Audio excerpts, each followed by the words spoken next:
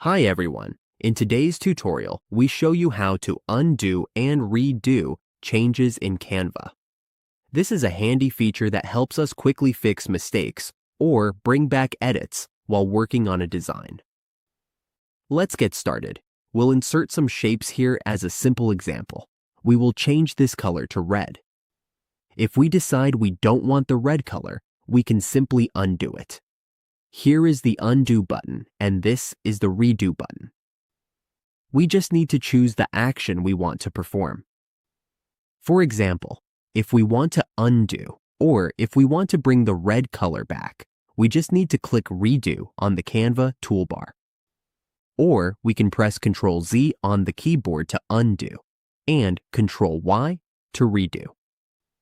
That's how we undo and redo changes in Canva.